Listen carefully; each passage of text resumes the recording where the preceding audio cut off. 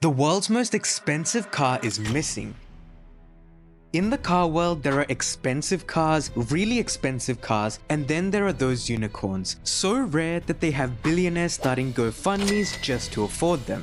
And at the top of this mythical list is the Bugatti Type 57 SC Atlantique. But what if I told you that Jean Bugatti's personal Atlantique, la Voiture Noire, a car worth over $160 million, has vanished without a trace? So buckle up, because today we're diving into the craziest car story you've never heard of, and trust me, you don't want to miss this one. To understand how a car becomes worth more than a small country, we need to rewind to the 20s. Sorry, not our 20s, I'm talking about the 1920s. This was a time of innovation, wild ambition, and questionable life decisions. And right at the heart of it all was a small company called Bugatti. By now, Ettore Bugatti had established his brand and worked his fingers into every form of high-tech engineering he could find. Bugatti were designing high-speed trains for the French government, making racing planes, speedboats, and of course cars. And their cars were pretty fast. Bugatti's racers had reportedly racked up over 2,000 wins by the end of the 20s. Look, 2,000 seems a bit sus, but let's roll with it. Fast forward a bit and Ettore's eldest son Jean steps into the spotlight. Jean was the kind of guy that could design a car that'd make grown men cry. He took Bugatti from just fast to full-blown luxury. His first hit, the Type 41 Royale. This thing was so opulent that it made Bentleys look like buses. Now this is where the Type 57 comes to play. With his dad stepping back, Jean took the wheel and decided to simplify Bugatti's lineup into one perfect car platform, the Type 57. And it came in a few flavors: the Galibre 4-door saloon, Stelvio convertible, Voiture 2-door saloon, and the Atlante coupe. Bugatti built 800 Type 57s, but the crown jewel of them all was the Type 57 SC Atlantique. The Atlantique was simply a masterpiece, a car so stunning it made Ferraris look like rentals. I mean, just look at it. And we can't talk about the Atlantique without talking about that distinctive riveted dorsal fin. You see, the era-like concept car upon which it was built was made out of electron, magnesium-based alloy. But if you've ever played around with magnesium, you'd know it doesn't like heat. That meant that welding was out of the picture, so riveted dorsal fin it was. With the production Atlantique, Bugatti switched over to aluminium, but they still kept the fin, cause well, it's pretty cool. Oh, and under the hood, a 3.3 litre supercharged straight 8 engine, cranking out 200 horsepower and rocketing the car to 200 kilometers an hour at a time when horses were still considered transport. The Atlantique wasn't just a car, it was a work of art that just happened to have 4 wheels, and like most masterpieces, it took tragedy to make its true value come out. Jean Bugatti sadly died in 1939 at just the age of 30 years old while swerving to avoid a cyclist, leaving the Atlantique as his final crowning achievement. Only 4 were ever built. And to add insult to injury, just 8 years later, Ettore Bugatti also passed away, marking the end of the family's control over their brand. So now that we know why a single Atlantique cost $160 million or 2,500 elephants for you Americans, what happened to those 4 stunning cars? The first Atlantique, painted a light blue, went to British banker Victor Rothschild. If the name Rothschild doesn't ring any bells for you, consider yourself lucky. Anyways, over time the car changed hands a couple of times and is now co-owned by Peter Mullen and Rob Walton. Yes, as in the Walmart Walton. Imagine rocking up to Walmart in a Type 57. The third Atlantique, initially black, was owned by Jackie Holschwitz.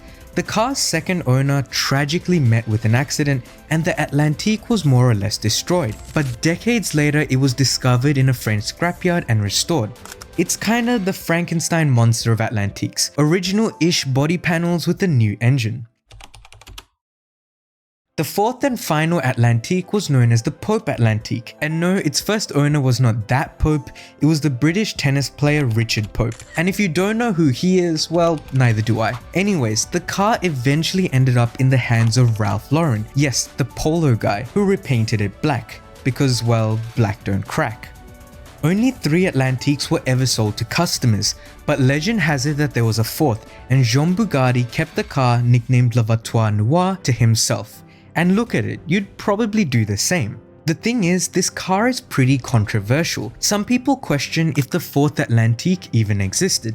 You see, its name, La Voiture Noire, literally means the black car. But the problem is, two of the other Atlantiques were painted black at some point. So is La Voiture Noire just a nickname for one of those cars? The answer is probably no. Most Bugatti historians say that the black car did exist, and there is some evidence, including records and a couple pretty grainy photos of it, including those on screen right now.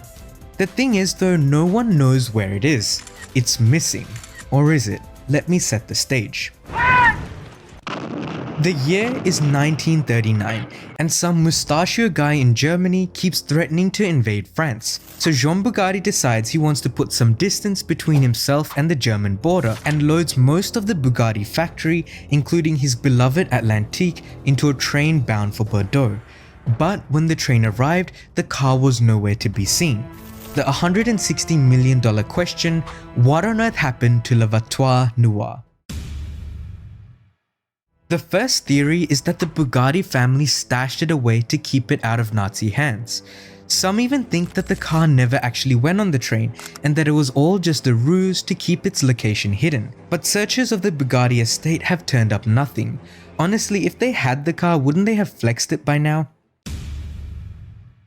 Our second theory is pretty juicy. With the chaos of the war, it's possible that someone swiped the car en route. Train records hint at shady discrepancies, and there are even whispers of suspicious activity amongst railway workers, but investigations along the train's route has only hit dead ends.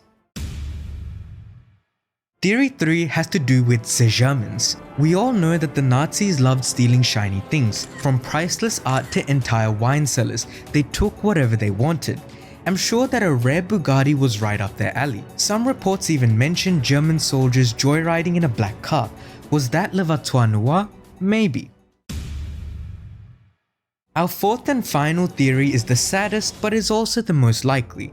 You know, there was a little bit of a war going on during all this, and well, wars can be a bit destructive. All it would have taken is a stray bomb or two, and it would have sent the car to the scrappers. In fact, the Bugatti factory in Bordelais was even bombed by the RAF. If La Voiture Noire was there, well, that's a $160 million oops, isn't it? The truth is, no one really knows what happened to La Voiture Noire. Every so often, rumors pop up about it being found, but they always end up as hoaxes. But who knows, maybe it's still out there waiting to be discovered, maybe by one of you. After all, another Type 57, not an Atlantique, was found rotting away in some French barn for 50 years. In 2019, Bugatti decided to revive the La Voiture Noire nameplate, but sadly it wasn't a Type 57, nowhere close. It was just a Chiron in a body kit. I can't lie, it looked pretty cool, but even its owner is a mystery. Rumor has it that Cristiano Ronaldo bought it. Anyways, if you happen to stumble across the original La Voiture Noire, don't forget to slide a couple milli my way as a thanks. Seriously though, thank you so much for watching. If you enjoyed this video, hit that subscribe button and let me know your theories in the comments below. Who knows, maybe we'll solve this mystery together.